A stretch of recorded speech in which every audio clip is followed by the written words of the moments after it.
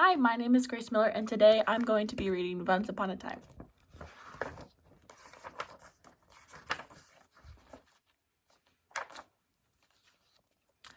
Once upon a time, in an old black castle, high on a jaggy, craggy mountain, there lived a young vampire named Dagmar. Dagmar was a gentle soul. He didn't do many vampire-y things. He never flew around or left the castle grounds. There was no need, because, unlike other vampires, Dagmar was a vegetarian. At night, when the other vampires flew off to hunt, Dagmar tended to his moonlit vegetable patch. Unfortunately, his vegetables grew far slower than his appetite. But that was not a problem, because Dagmar had something else he loved to eat, even more than carrots and squash. Behind a stone in the castle wall, he had a secret stash of candy.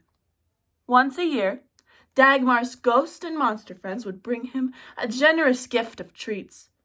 But it had been a long time since the last delivery, and now, when he reached into his stash, Dagmar found nothing but an old, stale gummy worm.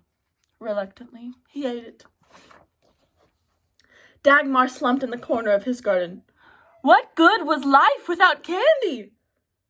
Just then, a little skeleton came by and asked what was wrong. I've run out of candy, Dagmar moaned. The skeleton shrugged his bony shoulders. I know where you can get a whole lot more, he said. Dagmar had to know. There's this holiday tomorrow night, the skeleton said. It's called Halloween. All the monsters go to town, and the humans hand out candy for free. But you have to wear a scary costume, I think. Dagmar wasn't sure. He'd never met a human before. Just the idea gave him the shivers. But then he thought of all the candy he could get, and he knew he had to be brave. So Dagmar leapt into action. He asked his friends for some spooky costume ideas. A puppy, he'll chew your bones, said the werewolf. A kitty, she'll tie you up with yarn, added the mummy. Butterflies have creepy wings, offered a moth. But none seemed right. They just were not scary enough. There was not much time. Dagmar would have to keep thinking. Dagmar told his parents what he planned to do. They were worried. He was such a sensitive little vamp. So they forbade him to go out on Halloween. Dagmar grew so upset that for the first time since he was a baby, he turned into a bat and flew away. I'm leaving forever, he yelled. Dagmar soared over the dark, sleepy town. I'll never get a costume, he fretted. Dagmar quickly changed back into vampire form, but he was in such a hurry that he bumped right into a ghost. Excuse me, it said.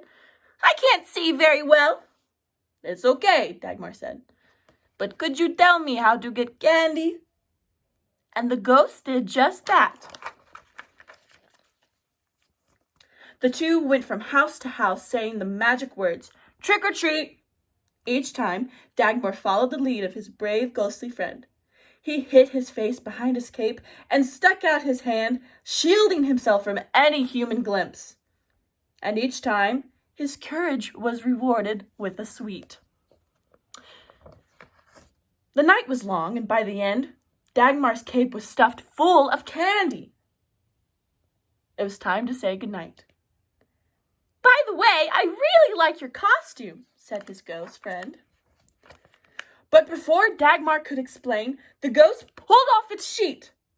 It wasn't a ghost at all. It was a little girl with pigtails.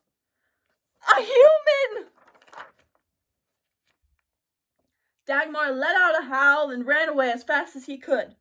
But the human chased him. She shouted his name, Dagmar! Dagmar was about to turn into a bat and fly away home when he heard the human cry, Wait! You're dropping all your candy!